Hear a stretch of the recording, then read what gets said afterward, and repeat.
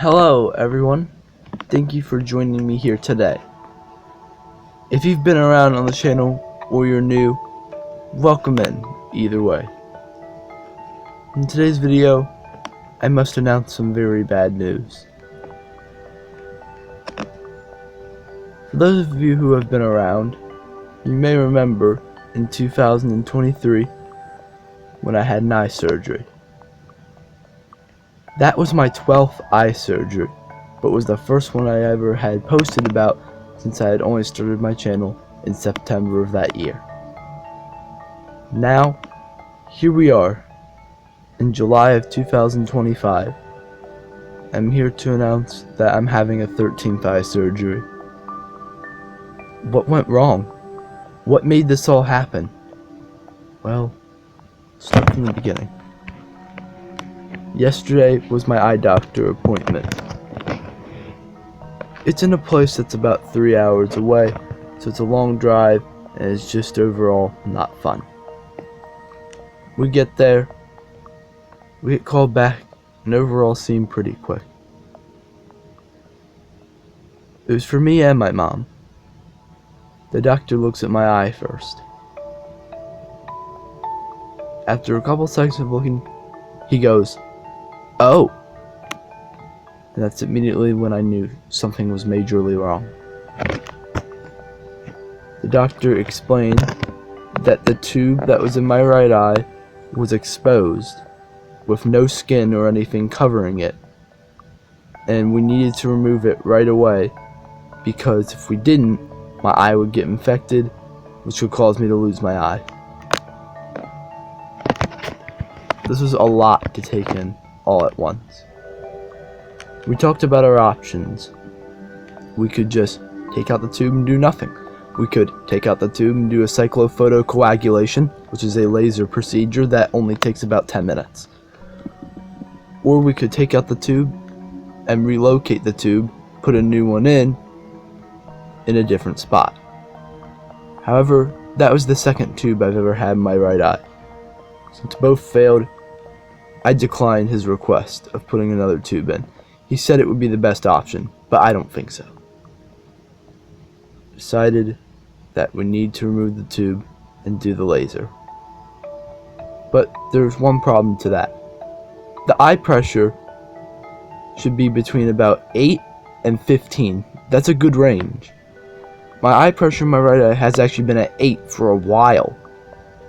He said this could be something to do with the tube and just a bunch of stuff that I can't even really remember. But what I do know is that the cyclophotocoagulation reduces the pressure, meaning there's a risk my eye pressure will go too low. If it goes too low, I could start losing vision. This surgery, either way, is dangerous. I'm going under anesthesia for the 13th time in my life. Anesthesia is the medicine that makes you go to sleep, so you don't feel anything. Scientists don't even really know how this medicine works. It just knocks you out cold. Most of the time, people wake up from this medication. Sometimes, you don't. I tried to hold myself together the best I could when making these decisions. But as my mom was in the other room scheduling the surgery, I had a big freak out. Not to get into full detail, but my dad has been through a lot in his life, and he wasn't helping things. He said something that made me snap. I threw my cane against the wall. It didn't break, but it was a big throw. It didn't hit anyone either. The nurses took me downstairs and tried to help calm me down. If they're somehow watching this, you two were a big help. I don't even know your names, but you two really helped me calm down.